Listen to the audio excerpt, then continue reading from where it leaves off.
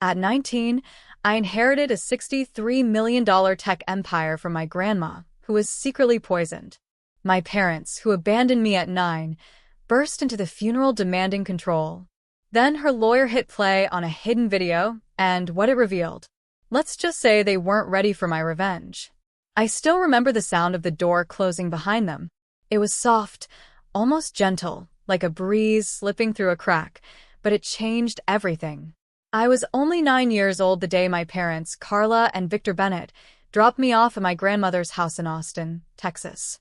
They said they'd be back soon, that it was just for a little while. I believed them. Kids believe their parents, don't they? They didn't bring much with them, just me and the old violin case I always carried. It wasn't even mine originally. It belonged to my mom when she was younger, but she gave it to me when I was 5 and told me it was my treasure chest. It was the only thing I took with me when they left. No suitcase, no goodbye hug. Just that case, and a hollow feeling in my chest I didn't understand yet. Be good for Grandma, my mom said, avoiding my eyes. My dad said nothing at all. He looked irritated, like he wanted this over with. Then they were gone. I sat on the porch steps for hours that day, clutching that violin case like it was some kind of lifeline. My grandma, Gloria Bennett, didn't press me to come inside right away. She just brought out a blanket, sat beside me, and handed me a peanut butter sandwich without a word. That was her way. She never forced emotion, never demanded I talk before I was ready. It's how I learned to trust her. Looking back now, I realize how remarkable she was. Gloria had been a software CEO in the early 2000s, one of the few women in her field at the time. She retired before I was born, but kept her mind razor sharp. Everyone in the neighborhood just saw her as the quiet older woman who drove an electric scooter and lived in a small brick townhouse near South Congress Avenue. No one knew she was worth millions, or that she still held the controlling shares of her old company, hidden away under a different name. But more than any of that, she was kind. Not the soft, fake kind, but the kind that protected, that taught, that gave without expecting anything in return. She raised me with structure and love, a mix of rules and freedom that shaped everything I am today. I didn't know it then, but she was teaching me to survive, to think, to lead. She saw something in me even I didn't see yet. Instead of ballet or cheerleading, I loved books. Not just reading them. I wrote my own stories, made up worlds, kept journals like they were sacred. And Grandma encouraged it. Every week she took me to the used bookstore on 6th Street, and I got to pick just one new book. That was our rule. And every time I showed her something I wrote, she read it with a seriousness most people reserve for contracts or court documents. Years passed, and eventually, I stopped waiting at the window. I stopped expecting the car that never came. My parents disappeared from my world like they'd never been there in the first place. We never got a phone call. Not a single card. Not even a Christmas text. Nothing. When I turned 16, Grandma sat me down and told me everything about the court hearing, how she'd gotten full custody after filing abandonment charges. She told me she didn't want to share it earlier because she didn't want me to feel like I was a case file. I wasn't. I was her family. That moment stuck with me. I didn't say much, just nodded and held her hand. But deep inside, something shifted. I knew I wasn't a cast-off anymore. I was wanted. I was loved. Fast forward to my 19th birthday, and Grandma did something she never usually did. She planned a big dinner. It was just us and a few of her old friends, mostly women she'd mentored over the years in business and tech. That night, after everyone left, she handed me a small, soft box. Inside was a vintage emerald bracelet, delicate and clearly valuable. "This," she said, "holds the key to your future." I laughed, thinking she was being symbolic. But her eyes held that quiet seriousness she only used when something really mattered. "Keep it safe, Lily. And no matter what happens next, remember what I've taught you." 2 months later, she was gone. I found her slumped over the kitchen table one morning, a cup of herbal tea still in her hand. At first, they said it was natural causes. But later, during the private meeting with her attorney, Aaron Clark, I found out the toxicology report showed poison, a digitalis compound, something that mimicked heart failure. No one had seen it coming. The police never pinned it on anyone, but Aaron said they had their suspicions. So did I. It was no coincidence that my parents reappeared at her memorial. They walked in like nothing had ever happened, dressed in black, holding each other like some grieving couple from a TV drama. I stood at the front of the room, my hands clenched behind the podium. My first instinct was to run. My second was to scream. But I did neither. Instead, I let them come to me. "Lily," my mother said with fake tears in her eyes, "Sweetheart, we're so sorry. We came as soon as we heard." My dad didn't even look at me. He stared around the room, scanning for someone, maybe Aaron. "We know this must be hard," he added flatly, "but you'll come home with us now. You're still our daughter." I didn't respond. My stomach was tight, my brain screaming at me that this was wrong, all wrong. That's when Aaron walked up behind me and spoke. "She won't be going anywhere with you." The words hit the air like a hammer. My parents turned to him, their faces changing from soft concern to cold calculation. "And who are you exactly?" my mother snapped. "I'm Aaron Clark, Gloria Bennett's attorney. Lily's legal guardian until she turned 18, which was months ago. She's fully emancipated, and per court records, you two have no legal rights over her whatsoever." That was the first time I saw it, the look on their faces. Not sorrow, not love, greed. And that's when I knew. They didn't come back for me. They came for everything she left behind. After Aaron shut them down in front of everyone, I thought my parents would leave quietly. I was wrong. They followed us to the private meeting room at the back of the memorial hall. I could feel them behind me like shadows, sticking close, whispering to each other. My stomach was twisted in knots. I kept my eyes on the emerald bracelet on my wrist, the one Grandma had given me, the one she said held the key to my future. I didn't know how literal that was yet. Inside the room, it was quiet and formal. A long wooden table, some chairs, and a neat stack of papers already waiting for us. Aaron sat down calmly, placing his leather briefcase in front of him and organizing the documents like he had all the time in the world. My parents stood to one side, trying to look collected, but I could see the impatience bubbling beneath the surface. They weren't here to grieve. They were here for whatever Grandma had left behind. "Let's begin," Aaron said, adjusting his glasses. "Lily, I'll need to verify something first. Do you still have the bracelet your grandmother gave you?" I nodded and held up my wrist. His eyes landed on it, and he smiled slightly, like it confirmed something only he and Gloria had understood. "Perfect," he said. "That's all we need." My mother looked confused. "What does a bracelet have to do with anything?" she asked, her voice just shy of aggressive.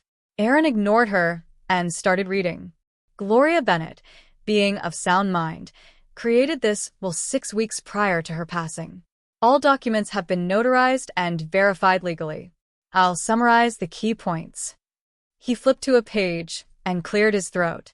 "To my beloved granddaughter, Lily Aurora Bennett, I leave my entire estate, including but not limited to $63 million in liquid assets, all intellectual property rights and patents under Bennett Horizons, 5 real estate properties in the Austin area, and full ownership of the company Bennett Horizons, LLC." I didn't breathe for a moment. $63 million? My mother gasped, clutching at my father's arm. "That can't be right," she snapped. She was a retired tech lady. She drove a scooter. Aaron glanced at her. And she also owned the patents behind one of the most widely used cybersecurity tools in North America, as well as early investments in 4 major startups. She kept a low profile. On purpose. Victor stepped forward. "We're her children," he said, trying to sound calm. "This can't just go to a teenager. That's not legal." Aaron pulled out another document. "Actually, Gloria filed legal abandonment charges against you both 10 years ago, which you never responded to. A judge granted her full parental custody. You lost all rights as guardians. Since Lily is now an adult, no further consent or co-signers are needed." I watched their expressions shift from disbelief to desperation. That was when Aaron handed me a sealed envelope. "She also left you a letter," he said gently. "And a video. You should read this alone." I stepped out of the room and walked down the quiet hallway to the little library room in the church. My hands trembled as I opened the letter. I could still hear my parents' muffled voices behind me arguing with Aaron, but the moment I unfolded Grandma's letter, the noise faded away. My dearest Lily, if you're reading this, I'm gone.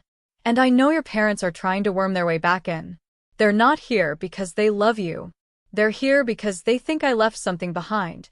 And they're right. I left everything. But not for them. Years ago, they tried to take it all. They forged documents, made fake signatures, even tried to pass off legal claims on my accounts while I was out of the country. I gave them a choice. Come clean and live modestly or leave. They chose greed, and they left you behind as punishment when I refused to keep funding their lifestyle. I never regretted that decision. Because I got you. The bracelet you wear unlocks a safe deposit box at Horizon Trust Bank. Inside, you'll find more than financial records. You'll find the truth and the future I built for you. You are stronger than they will ever be. Don't let them make you question that.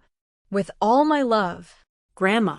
By the time I finished reading, tears were sliding down my cheeks. It wasn't just about money. It never was. Grandma had been protecting me long before I knew it. She saw them for who they truly were, and she made sure I wouldn't be swallowed by the same darkness. When I returned to the room, the air was tight with tension. Lily, my mother began, her voice suddenly soft and sweet. We know this is overwhelming. Let us help. We can take you home. Help you figure all this out. I stared at her. Her fake concern. Her soft manipulations. I saw right through it now. I'm not going anywhere with you, I said quietly. You gave up that right 10 years ago. Victor stepped forward. Now, just wait a minute. You think you're so grown up, but you don't understand what's happening here. This isn't about you. It's about family, your legacy. You don't know how to handle all this. Aaron spoke before I could. You're done here, he said calmly. If you continue, I will contact security. And I will personally file restraining orders on Lily's behalf. They looked at me one last time, and I saw it the exact moment the mask dropped. No more sweetness. No more pretending. Just rage and frustration and greed left exposed like raw nerves. This isn't over, my mother hissed, snatching her coat. But as they stormed out, I knew something they didn't. It was over. Or, at least, I thought it was. Because what I hadn't opened yet was the USB drive. The one Aaron had pulled from an envelope marked simply, "Watch me first." And that's when things took a turn I never saw coming. Aaron and I left the church not long after. I didn't look back to see if Carla and Victor were still there. I didn't care. We drove straight to Horizon Trust Bank, the place Grandma had mentioned in her letter. Everything felt surreal. The silence in the car, the weight of the bracelet on my wrist, the storm of thoughts racing through my mind. I kept wondering what exactly she had put in that safe deposit box, what more I was about to find out. Inside the bank, Aaron presented the legal documents. The manager nodded respectfully, like he'd been expecting this. I was led into a private vault room, the walls lined with tiny locked drawers. When we stopped in front of one labeled B-107, Aaron gestured for me to use the bracelet. I turned it over in my hand, noticing for the first time the tiny hidden latch under the emerald setting. It clicked open, revealing a micro key, small but precise. When I slid it into the lock, the box opened with a soft metallic sound. Inside was a neat stack of files, a flash drive marked, "Watch me first," several original patent documents, and a sealed envelope labeled with my name in Grandma's handwriting. My hands shook as I picked up the USB. Aaron pulled out his laptop and plugged it in without a word. The screen lit up, and then there she was. Gloria Bennett, healthy and vibrant, sitting in her favorite reading chair in the living room. Her voice was warm, but her expression was serious. "If you're watching this, Lily," she said, "then I'm gone. And I can only hope everything has unfolded as I predicted." She leaned forward. "Your parents are not just greedy, they are dangerous. There's something I never told you because I wanted to protect you. But now, you deserve to know the full truth." My breath caught in my throat. A few months ago, I had reason to believe Victor was trying to access my accounts again. I hired a private investigator. What he discovered was worse than I imagined. She reached off camera and held up a folder, one of the ones sitting right in front of me now. They've been planning this for months, Lily. Your father, he poisoned me. I felt the world tilt. Digitalis. Slow acting. Hard to trace. But I've been documenting everything. I've left behind evidence, including surveillance footage and medical reports. If anything happens to me, you are to go straight to Aaron and take this to the authorities. I couldn't breathe. I couldn't move. But I kept watching. Don't let them fool you. They will try everything. Sympathy, threats, lies. They will paint you as too young, too emotional, too unstable. But you are smarter than they ever gave you credit for. And you are ready. The screen faded to black. Aaron didn't say anything for a moment. Neither did I. Then slowly he reached into the file box and pulled out a thick folder. Inside were everything Grandma had described: bank access logs, emails between Victor and someone identified only as M.G., and photos from the charity event 2 months ago where Victor had handed her a cup of tea. The timestamp matched the date. She started feeling sick. I've already sent a copy of this to a law firm we work with, Aaron said quietly. You'll have protection. But I think we should move quickly. I want him arrested, I said, my voice shaking. He tried to kill her. He left me like I didn't matter. And now he came back for more. Aaron nodded. We'll work through it step by step. Gloria laid out everything. We spent the next several days getting the legal wheels turning. With Aaron's help, we contacted the proper authorities. A case was opened, and I gave a full statement. I submitted the video. The evidence spoke for itself. An arrest warrant was issued, but Victor had already disappeared. He and Carla had left Austin. The police began their search, but it was clear they were running. In the meantime, I took my place at Bennett Horizons. Grandma had prepared everything. The board of directors, all longtime allies of hers, were waiting to meet me. They welcomed me with warmth and respect, many of them saying they'd watched me grow from a shy little girl into a young woman. I wore Grandma's sleek red blazer to my first board meeting, the emerald bracelet hidden under the sleeve. What surprised me most wasn't the scale of the company, or the money, or the responsibilities. It was how natural it felt to step into her place. Like every lesson she'd ever taught me had been leading here. Then came the second half of the plan, the Aurora Initiative. Grandma's final dream. She had already laid the groundwork for a non-profit arm of the company, one that would focus on helping teens aging out of foster care, a group often overlooked, often left behind. She called it the Aurora Initiative. She had even named me its future director in her legal filings, and funds had already been allocated, over $5 million earmarked for the launch phase alone. Helping others like me, kids who'd been abandoned, kids who'd grown up believing they weren't enough. That was her legacy. And now it was mine. We launched the program quietly at first. Hired counselors. Partnered with housing organizations. Created a scholarship fund. Every decision made me feel closer to her. But peace never lasts when people like Carla and Victor are involved. 3 months after Grandma's death, just when I thought they'd vanished for good, they returned.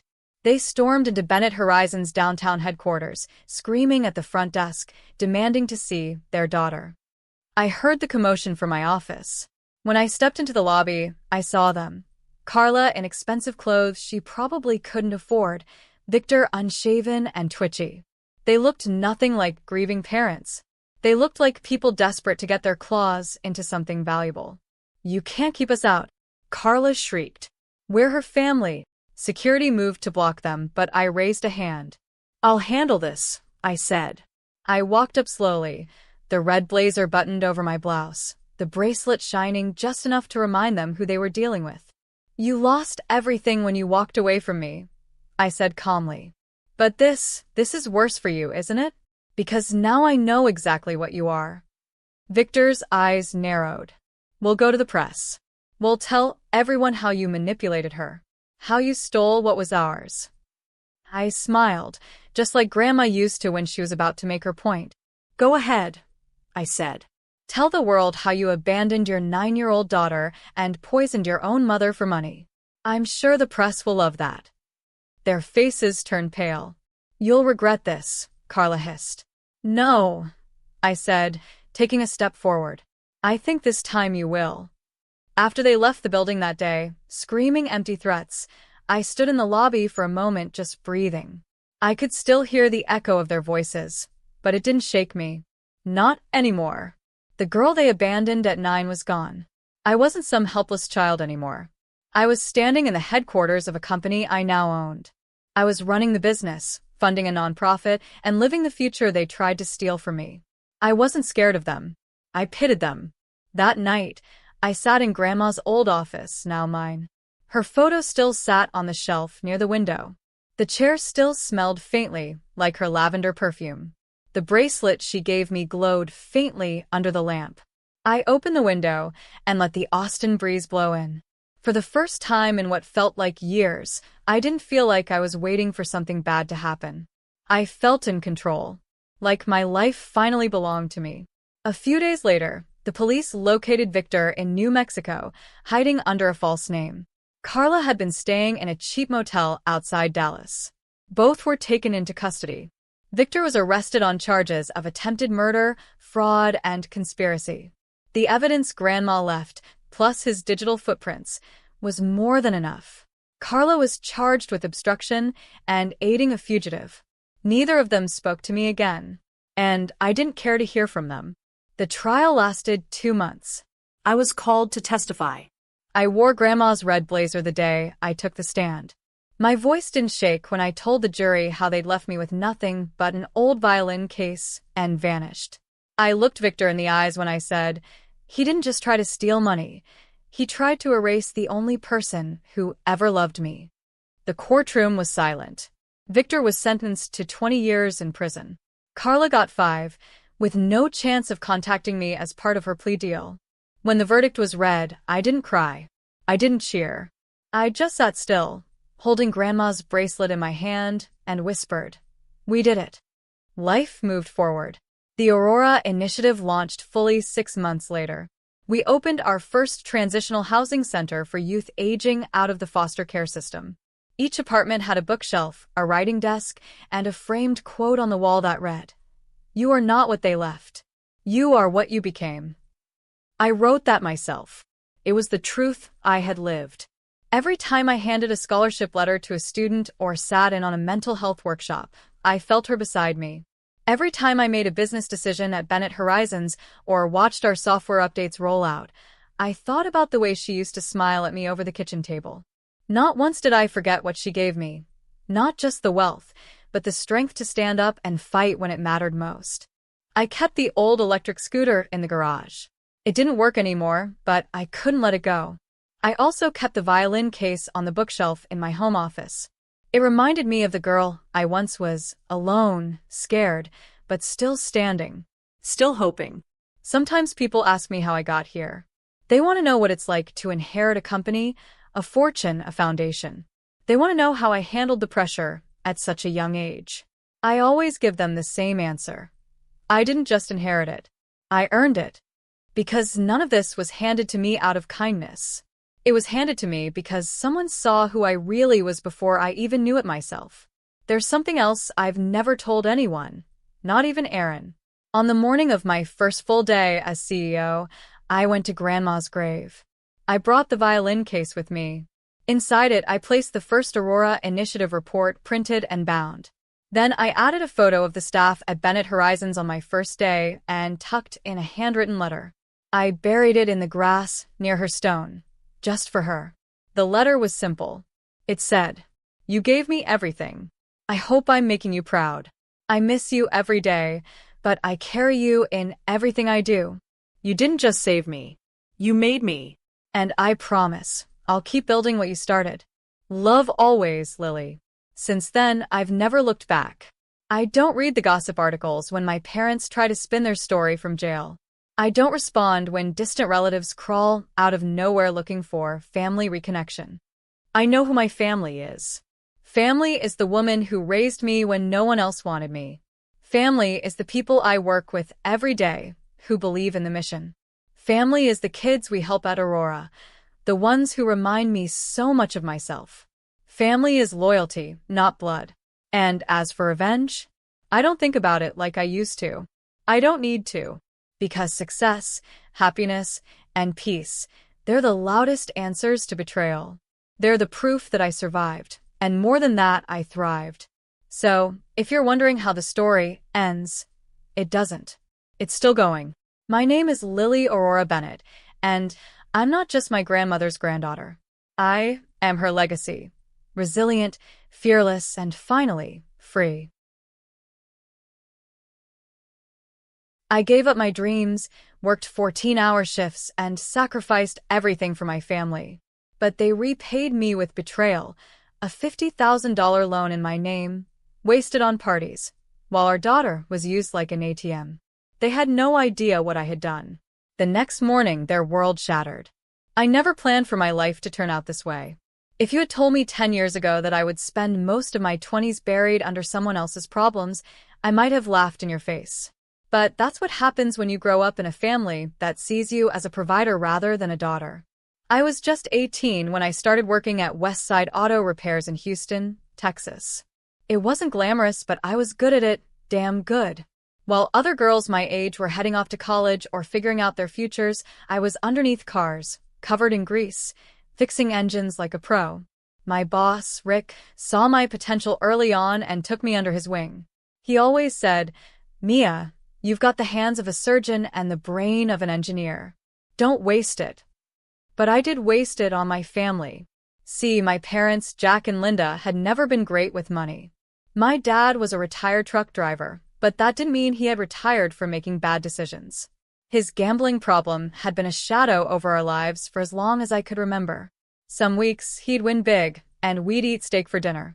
Other weeks, he'd lose it all, and we'd be scraping by with instant noodles. My mom, Linda, wasn't much better. She ran a small thrift store, but it never really made enough to support us.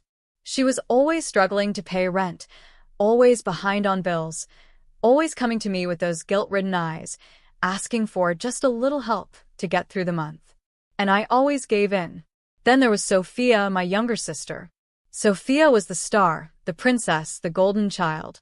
She wanted to be a fashion influencer, and in our house, that dream was treated like it was more important than reality. While I was busting my ass at the repair shop, Sophia was posting pictures in designer clothes, sipping overpriced coffee, and pretending she had a luxurious lifestyle. A lifestyle, mind you, that I was unknowingly funding. At first, it wasn't so bad. I wanted to help. Family helps each other, right? That's what I told myself every time my mom asked for money to keep the store afloat, or when my dad promised that just a little loan would help him turn things around. It's what I believed when Sophia asked me for a new phone because a real influencer can't have a cracked screen, Mia. I thought I was doing the right thing. But the thing about always giving is that people stop seeing it as kindness. They start expecting it. And before I knew it, my paycheck wasn't mine anymore. Every time I tried to save up for myself, something would happen. The store was struggling again. My dad owed money to some guys he couldn't afford to piss off, or Sophia needed a new bag, a new camera, a trip to some influencer event where she could network. It became a cycle. I worked harder, they took more. I kept telling myself that one day it would get better. That if I could just help them one more time, things would stabilize. My dad would finally stop gambling, my mom would get the store running properly, and Sophia, well, maybe she'd actually make something of herself and start earning real money instead of just pretending to. But it never got better. The breaking point came in the form of a phone call from the bank. I remember that moment so clearly. It was a Wednesday, and I had just finished a full day at the shop. I was tired, sweaty, and looking forward to a quiet evening in my tiny bedroom at home. Then my phone rang. "Miss Carter, we're calling about the personal loan under your name." I frowned. "What loan?" The voice on the other end hesitated. "The $50,000 loan that was taken out last year. The bank requires immediate payments, or legal action may be pursued." The world tilted. "There's a mistake," I said, forcing my voice to stay calm. "I never took out a loan." But there was no mistake. My parents had taken out a $50,000 loan in my name, forging my signature, and they hadn't even bothered to tell me. I stormed home, shaking with anger. The second I walked through the door, I saw them sitting in the living room, Dad watching some old boxing match on TV, Mom sorting through a pile of thrift store clothes. Like everything was normal. Did you take out a loan in my name? My voice was sharper than I'd ever heard it. They didn't even try to deny it. We needed the money, Mom said, like it was the most obvious thing in the world. You stole from me, I shot back. $50,000, Mom. That's not just a little favor. That's a crime. Dad waved a hand dismissively. Relax, Mia. We were going to pay it back. With what? My voice cracked. Your winnings at the casino? Silence. That's when I knew. They had no plan. No intention of ever paying it back. And the worst part? They didn't even feel bad about it. You work so much anyway, Mom said. You'll pay it off in no time. Like it was nothing. Like I owed it to them. I felt something inside me snap that day. Years of sacrifice, of being the responsible one, of carrying this family on my back, it all came crashing down. I looked at them, really looked at them, and I saw the truth. They didn't see me as their daughter.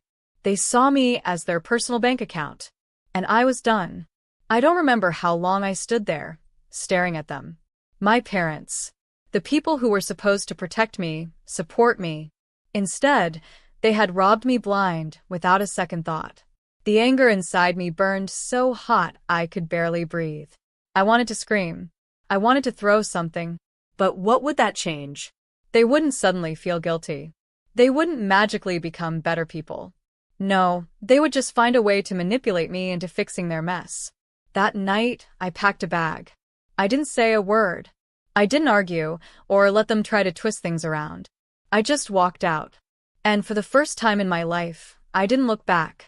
I moved into a tiny apartment on the other side of Houston. It wasn't much, just a one-bedroom with thin walls and a kitchen the size of a closet. But it was mine. No one could take it from me. No one could guilt me into paying their bills instead of my own. Of course, they tried. The first few weeks were filled with phone calls, voicemails, guilt trips disguised as concern. Mia, we're struggling without you. Mia, how can you just abandon your family? Mia, you know your father's health isn't great. The stress is getting to him. I ignored them all. For once, I put myself first. I started saving again for me this time.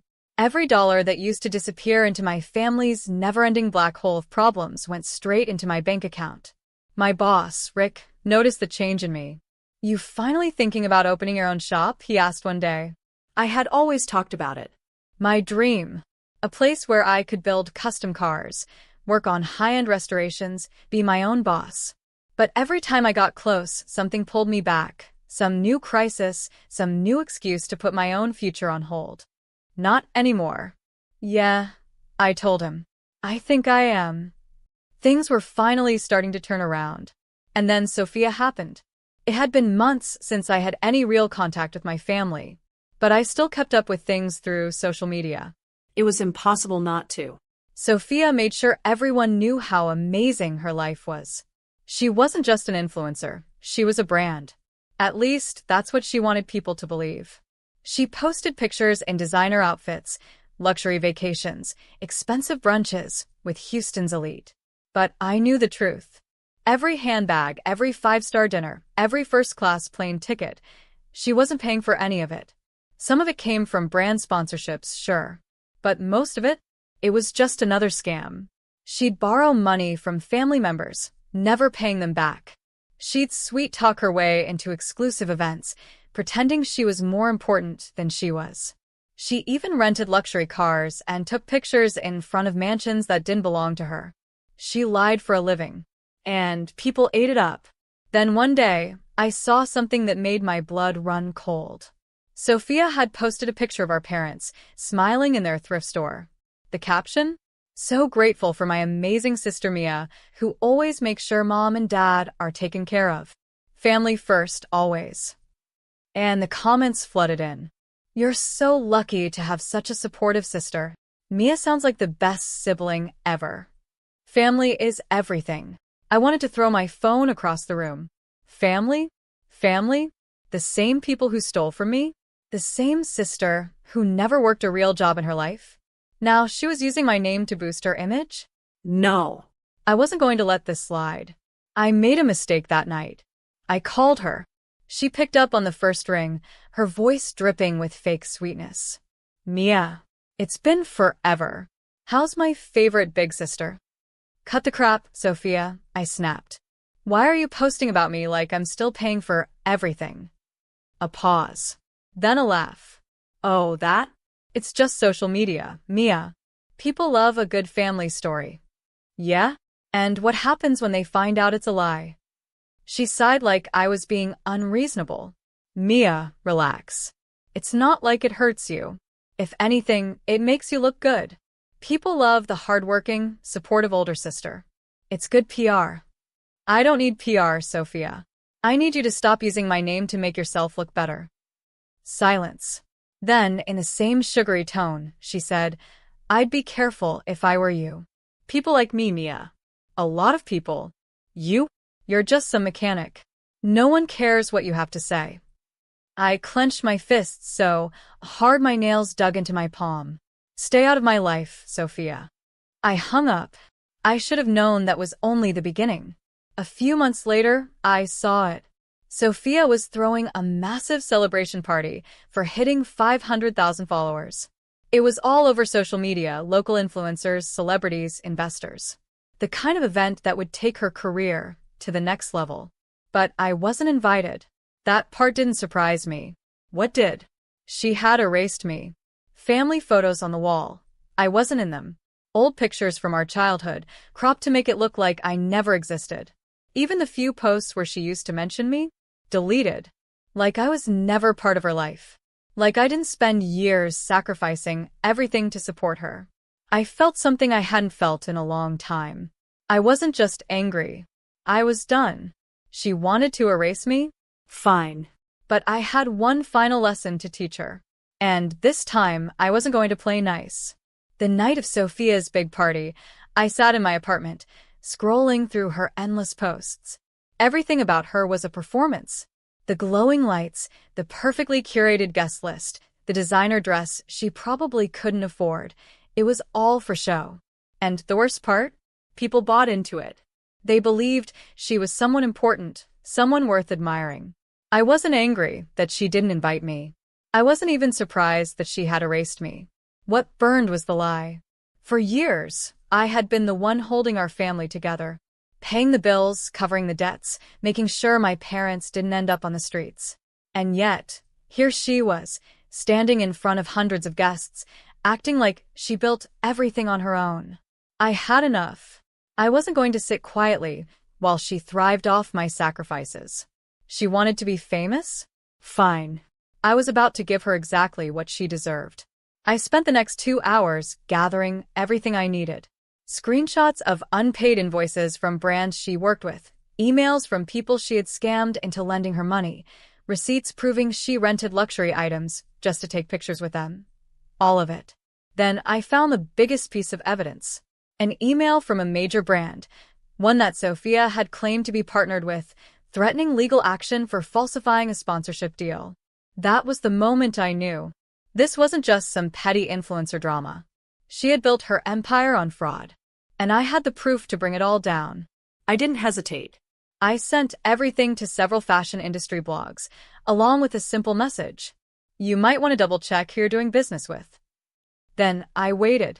I didn't have to wait long. An hour later, my phone buzzed. Then again. And again. I opened Twitter. Sophia's name was everywhere. People were furious. Brands started pulling their partnerships, followers turned on her, and within minutes, her carefully curated image began to crumble. And then the call came. I almost didn't pick up, but something inside me wanted to hear it. Mia. Sophia's voice was high-pitched, panicked. What the hell did you do? I leaned back in my chair, calm as ever. What do you mean? Don't play dumb, she snapped. You ruined me. I smirked. No, Sophia. You ruined yourself. I just made sure people saw the truth. There was a long silence. Then her voice dropped, filled with something I wasn't used to hearing from her, fear. Mia, you don't get it. This isn't just online hate. My sponsors are pulling out. My management won't answer my calls. This could destroy everything. Good. Good, she screeched. I'm your sister. I laughed, the sound bitter. You erased me, remember? According to you, I don't exist. That was different, she argued. I was just trying to make my brand look better. And I was just making sure the world knew exactly who you are. She cursed under her breath. Then, after a long pause, she tried again, her voice sickly sweet, the way it always was when she wanted something. Mia, please. We can fix this. Just tell everyone it was a mistake. Say you got confused or… No. Her breath hitched. What? No, Sophia. I'm not cleaning up your mess. Not this time. She started to say something else, but I hung up. For the first time in years, I felt weightless. I wasn't carrying them anymore. I was free. But it wasn't over yet.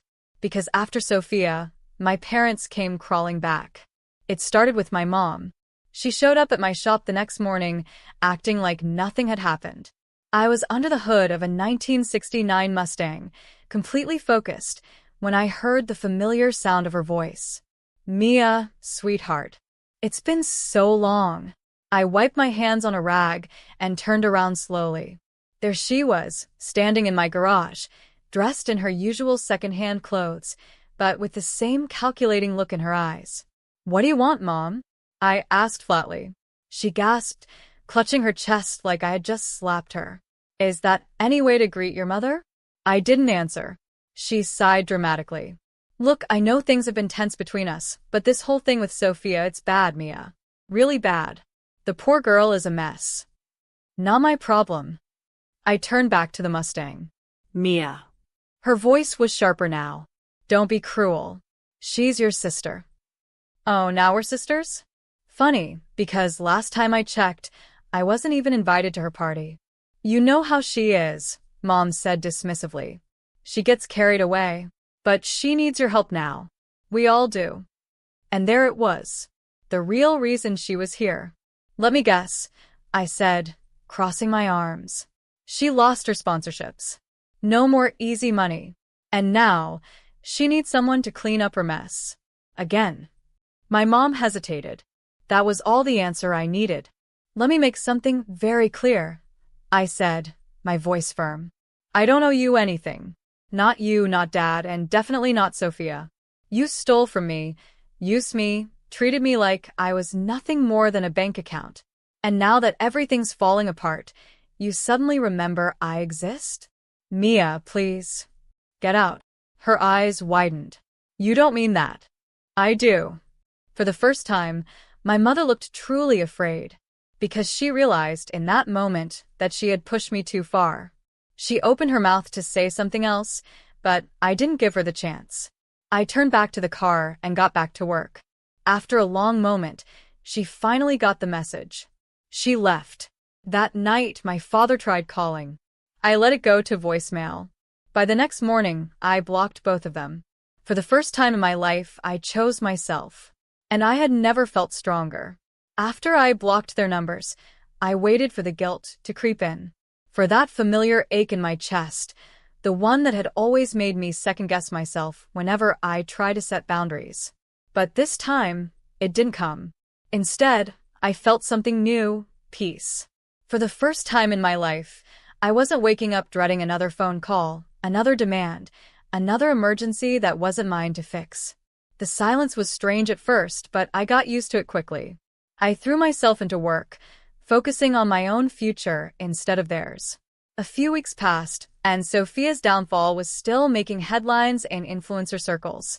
More brands came forward, exposing her fake partnerships and unpaid debts. Her accounts lost thousands of followers overnight, and her management team cut ties with her completely. She tried to do damage control, of course, posted a long, teary-eyed apology video about being young and making mistakes. But the internet isn't so forgiving when they realize they've been lied to. People saw through her act. No one bought it. And then one evening, she showed up at my shop. I heard the familiar sound of heels clicking against concrete before I even looked up. There she was, standing just outside the garage, looking nothing like the Sophia from Instagram. Gone was the designer clothing, the perfect hair, the expensive accessories. Instead, she looked tired. Like she hadn't slept in days. I wiped my hands on a rag and leaned against the car I had been working on. "What do you want?" I asked, my voice calm, controlled. She hesitated.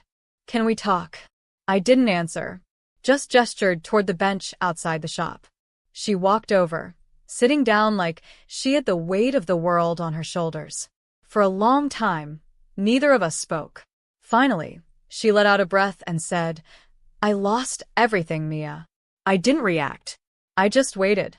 My accounts are dead. My sponsors won't even return my emails. No one wants to work with me anymore. And Mom and Dad. She let out a bitter laugh. They're acting like this is all my fault. I raised an eyebrow. "Isn't it?" She flinched but nodded. "Yeah, I guess it is." Another long pause. "I thought they'd have my back," she admitted quietly. "I thought if things got bad, they'd help me. But the second the money dried up, they turned on me." I wasn't surprised. That's who they were. They'd use you until there was nothing left, then move on. The only reason they had stuck with Sophia for so long was because she was profitable, or, at least, she used to be. She stared down at the ground, picking at the hem of her shirt. "I don't know what to do, Mia." For the first time in years, she sounded like my little sister again. Not the influencer. Not the socialite. Just Sophia.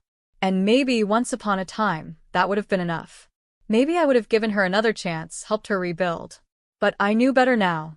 "That's not my problem," I said simply. She looked up, startled. "What?" "You heard me." I crossed my arms. "You want someone to clean up your mess? Go to Mom and Dad." "Oh wait, they need someone to take care of them now, don't they?" Her face crumpled. "Mia, please." No. I cut her off. "You made your choices. You burned every bridge. And now you want me to fix it? After everything?" Tears welled up in her eyes. "I was stupid, okay? I thought I was better than you, better than everyone. I got caught up in it all. But I see it now. I get it." I let out a slow breath. "Sophia, I don't hate you. But I can't help you." She wiped at her eyes, nodding slowly. "I understand," she whispered. And, for the first time in her life, I think she actually did. She stood up, hesitating for just a second, like she wanted to say more. But in the end, she just turned and walked away. I didn't stop her. She never called again after that. Neither did my parents. In the months that followed, I poured everything into my shop. Business was booming. People trusted me, respected me. I was no longer Mia the provider, Mia the ATM, Mia the forgotten sister. I was just Mia. And that was enough. When I was 10, my cruel parents abandoned me, claiming I had a mental disorder. After 15 years, I inherited $10 million from my uncle. Suddenly, they found me and demanded money for my sister's treatment. I gave them a single box, and when they opened it, they were stunned. I was 10 years old when my life changed forever. At that age, I didn't fully understand why things were the way they were. I only knew that I wasn't like my twin sister, Sophia. She was everything my parents wanted, smart, confident, and always achieving something great. She got perfect scores in school, won competitions, and teachers adored her. My mother would always say, "You're amazing, Sophia. You're going to do great things in life." My father would laugh and agree, saying, "She'll never have to struggle like the rest of us." I was different. No matter how hard I tried, I couldn't focus in class. The sound of chairs scraping the floor, pencils clicking, and students whispering distracted me. My teachers got frustrated with me, and instead of helping, they ignored me. My parents did the same. If Sophia wanted a new book, she got it. If she wanted to go on a school trip, they made it happen. But me? I was left behind. My needs were always seen as unimportant. There was only one place where I felt safe: Uncle James and Aunt Sarah's house in Texas. Twice a year, during school breaks, I was allowed to visit them. Uncle James owned a small woodcraft factory, and he would let me sit in his workshop, watching him carve beautiful furniture and decorations out of wood. "This is an art, Evelyn," he would tell me. "It's about patience, attention, and passion." Aunt Sarah was just as kind, always making sure I had a warm meal and a comforting smile. Unlike my parents, they never made me feel like I was a burden. One day, just as spring break was about to begin, my parents sat me and Sophia down. "We have some big news," my father said, smiling. "We've sold our apartment." I didn't understand. "Where are we going to live?" I asked, feeling uneasy. My mother sighed as if my question was stupid. "Stop asking useless things. We've been planning this for a long time. Pack your things." I had no choice but to obey. I packed my school bag with a few things I had, some clothes, a couple of toys, and my sketchbook where I had drawn the beautiful wood carvings I saw in Uncle James's workshop. "I'm ready," I whispered. But something felt wrong. The house was already packed up. How had I not noticed before? The furniture was gone, the walls were empty, and only Sophia's things were neatly placed in separate boxes. We got into the car, but something was different. Sophia wasn't with us. "Where's Sophia?" I asked. My mother shot me a sharp look. "She's fine. She's already where she needs to be." I didn't understand, but I stayed quiet. I was used to not getting answers. The car ride felt endless. The farther we drove, the more anxious I became. I had hoped we were going somewhere special, that maybe this time my parents were taking me somewhere just for me. I imagined a new house, a place where they might finally notice me. But when the car stopped, my stomach dropped. We were in front of Uncle James and Aunt Sarah's house. I smiled, thinking it was a short visit before we went to our new home. Yay. "Uncle James and Aunt Sarah," I said excitedly, running to the door. But when I tried to open it, it was locked. Confused, I turned to my parents. "They're not home." My mother's voice was emotionless. "They're at work. But don't worry, they'll be back soon." She grabbed my small bag and tossed it onto the doorstep. I frowned. "Wait, where are you going?" I took a step toward the car, but my father's voice stopped me. "Stay here, Evelyn." I felt my chest tighten. Are you leaving me here?" My mother sighed impatiently. "Sophia got into a prestigious private school. It guarantees her success. We sold the apartment to pay for her tuition and to move closer to her school. Having you around, it would just distract her." Her words hit me like a slap. My voice shook. But what about me?" My father leaned out of the car window, smiling as if this was just another normal day. "A new life begins for the three of us," he said cheerfully. "Goodbye, Evelyn." And just like that, they sped away. I stood there, frozen, watching the car disappear down the road. My heart pounded, my hands trembled. "Mom. "Dad," I screamed, running after the car. "Please don't leave me." But they were gone. The sun was setting, and I was alone. Completely alone. I don't know how long I stood there. My legs felt weak, and my mind raced, trying to make sense of what had just happened. Had they really abandoned me? Then I heard footsteps. A familiar voice called my name. "Evelyn, what are you doing out here?" I turned to see Uncle James and Aunt Sarah standing in front of me. The concern on their faces made my emotions spill over. I burst into tears, unable to speak, unable to explain. Uncle James quickly took off his jacket and wrapped it around me. "You're freezing," he said softly. He exchanged a look with Aunt Sarah, who bent down to wipe my tears. "Come inside, sweetheart," she whispered. "You're safe now." They led me inside, and as soon as I stepped into the warm, familiar house, I collapsed onto the couch, sobbing. My uncle and aunt didn't ask questions right away. They let me cry, let me feel the weight of what had just happened.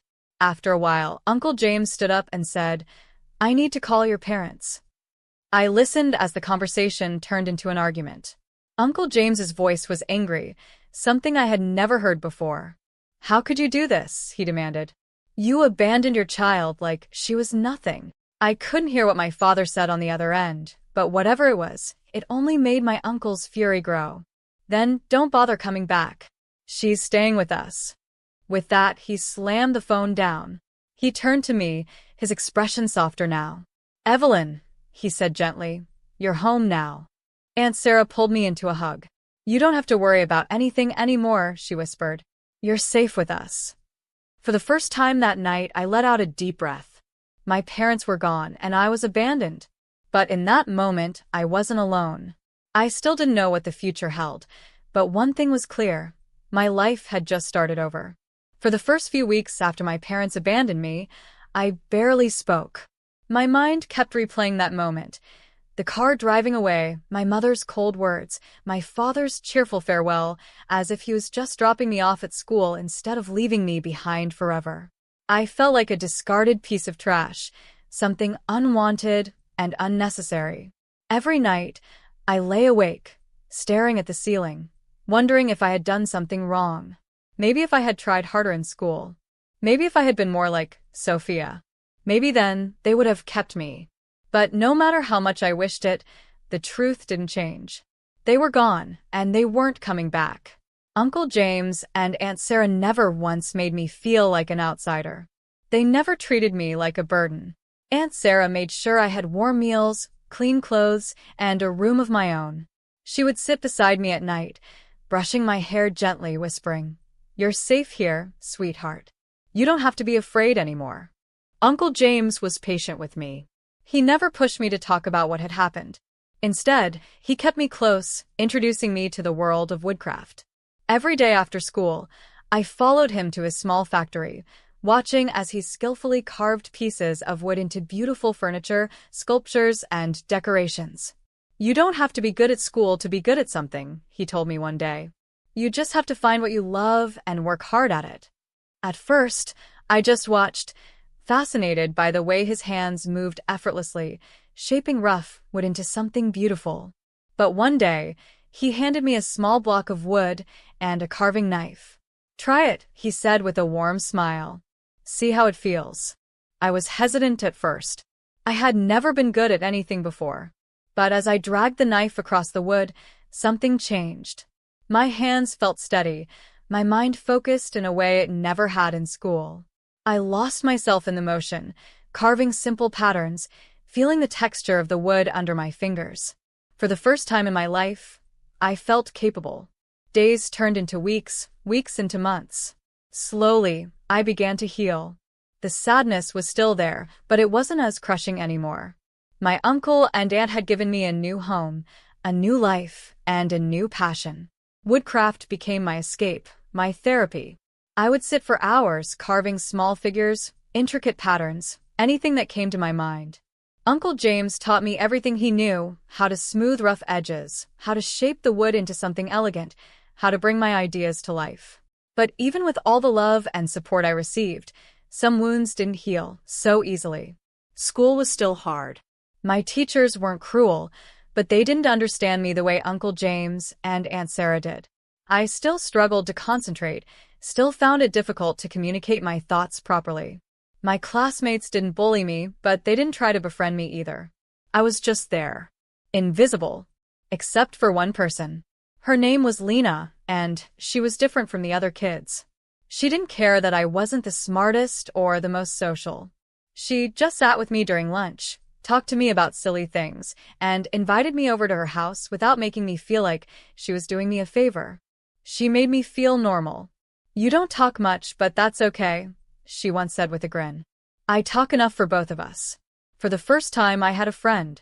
Years passed, and little by little, I found my place in the world.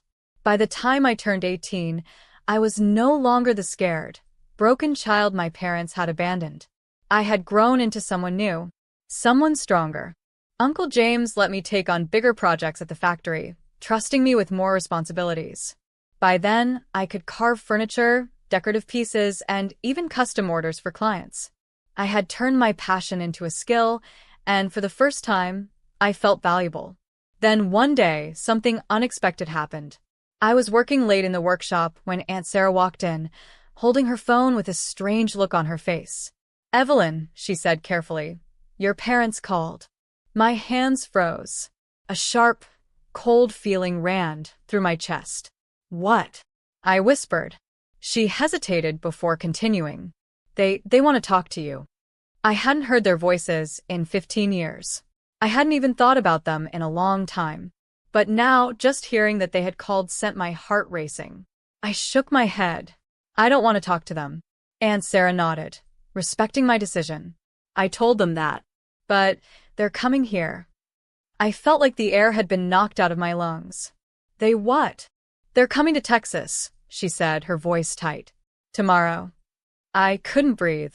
I felt like I was 10 years old again, standing on that doorstep, watching them leave me behind. Why? Why now? I had built a life without them. I had learned to be happy without them. And now they were coming back. I didn't know what to think. I didn't know what to feel. But one thing was certain. Tomorrow, everything would change. I barely slept that night. My mind was a storm of memories I had tried so hard to bury. My parents had left me without hesitation, without looking back. They had treated me like I was nothing, like I was disposable. And now, after 15 years of silence, they were coming back? Why? What did they want from me? The next morning, I stayed in my room, staring at the ceiling, listening to the faint sounds of Aunt Sarah moving around in the kitchen. I kept hoping it was all a mistake, that they had changed their minds and wouldn't show up. But by the afternoon, my worst fear came true. I heard a car pull up outside.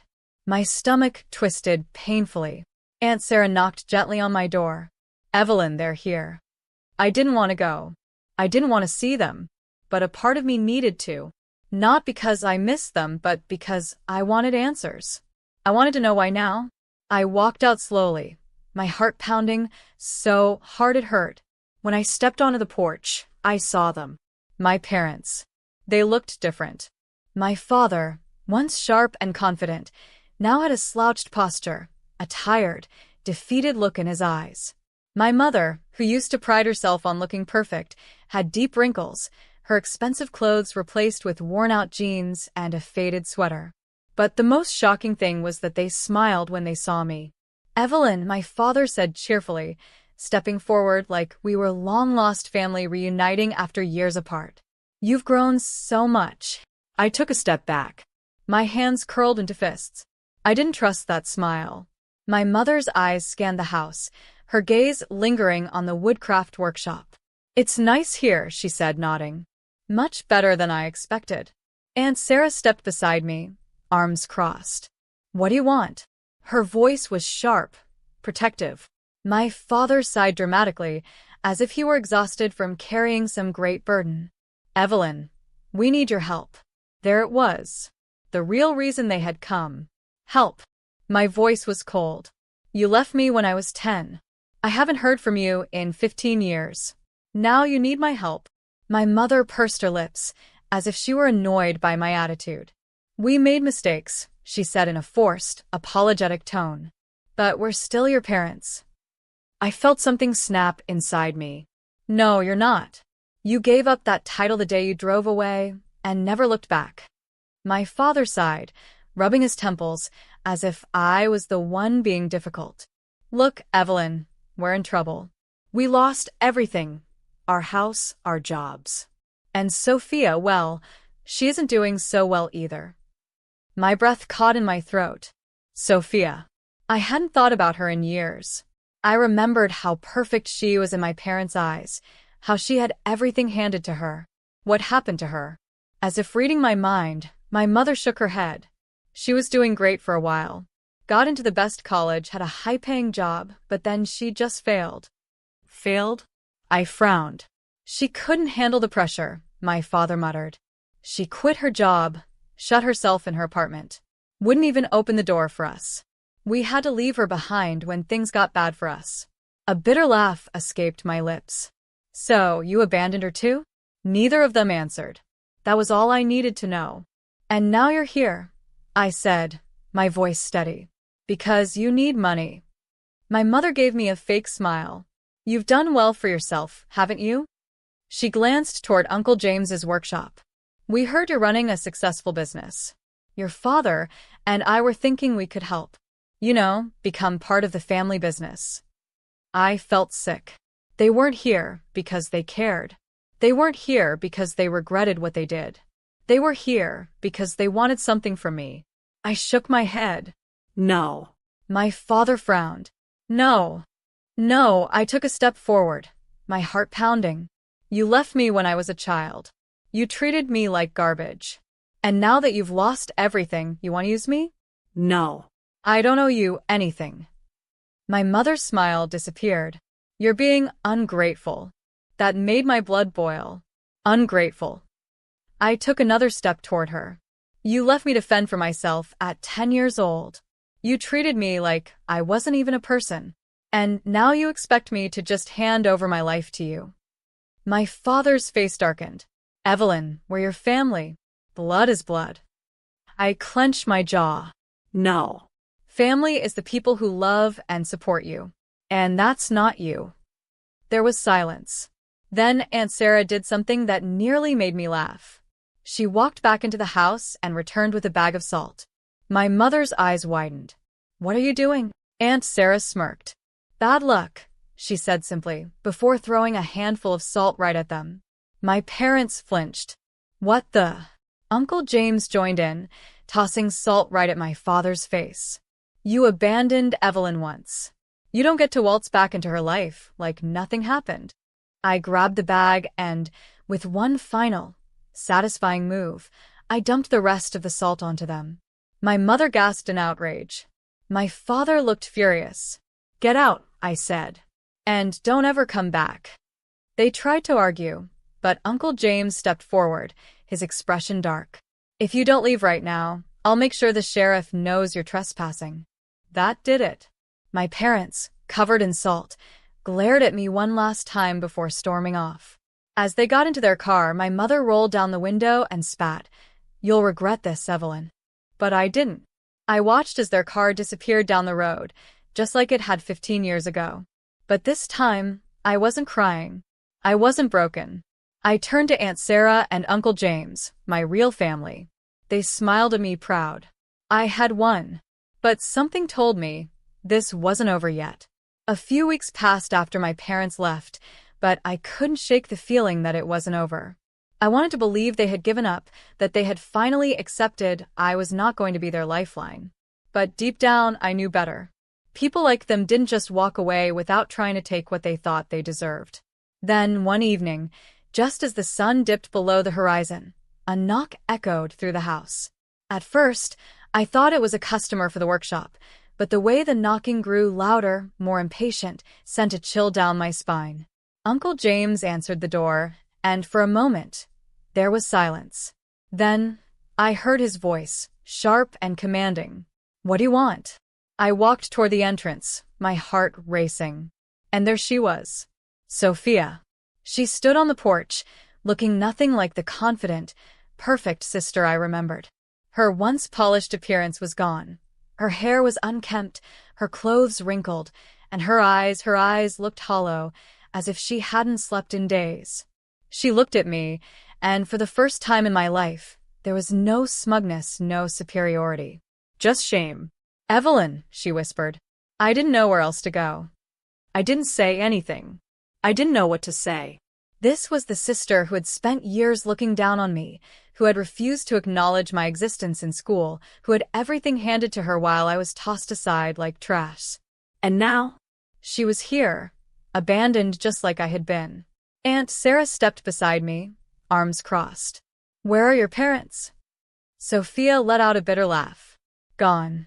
Her voice cracked. They took whatever money they had left and ran. I woke up one morning and they were just gone. No note, no explanation. I lost my apartment. I have no job. I have nothing. She swallowed hard, looking at me. I know I don't deserve it, but can I stay here? My first instinct was to say no, to turn her away, like she had turned her back on me for years. It would have been easy, but something stopped me. Maybe it was the way she looked, like a lost child, like I had looked the day I stood on this very doorstep, abandoned and alone. Or maybe it was something else, a part of me that still believed people could change. I didn't answer right away. Instead, I turned to Uncle James. He studied Sophia for a long moment before speaking.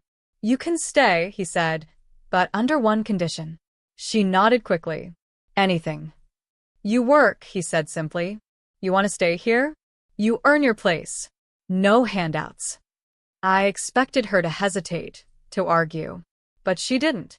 She just nodded again, her shoulders slumping in relief.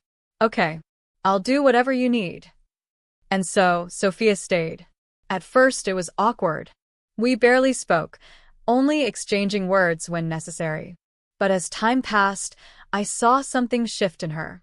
She worked in the factory, starting with the most basic tasks: cleaning, organizing, assisting with small projects. She wasn't naturally skilled at woodcraft, but she was good with numbers, and soon, she began handling sales, customer orders, and business planning. It was strange watching her struggle, seeing her fail and try again, something she had never had to do before. But she didn't quit. One day, as we were closing up the workshop, she turned to me. "I used to think I was better than you," she admitted, her voice quiet. "I thought because I was smarter in school, I was worth more. I was wrong." I didn't say anything. She took a deep breath. "I'm sorry, Evelyn." It was the first time she had ever apologized. The first time she had ever acknowledged what she had done. I wasn't sure if I was ready to forgive her completely. But for the first time, I believed she truly meant it. Months passed, and Sophia became a part of our lives. We weren't sisters in the way normal siblings were, but we were rebuilding something real, something honest. Then one day the phone rang. Aunt Sarah answered, and her face twisted in disgust. She put the phone on speaker. "Evelyn." My mother's voice came through. "We need your help." I felt Sophia stiffen beside me. "We're in serious trouble," my father added. "We have no place to go. We need money. We can come live with you." I cut them off. No. Silence. Then my mother's voice turned sharp. "Evelyn, we are your parents. You owe us." I laughed. A real, genuine laugh. "I don't owe you anything." Sophia reached over and hung up the phone. We never heard from them again. Now, as I sit at the dinner table, surrounded by Uncle James, Aunt Sarah, and yes, even Sophia, I feel something I never thought I'd have. Peace. I may have lost the family I was born into, but I found the family I was meant to have. And for the first time in my life, I am truly happy.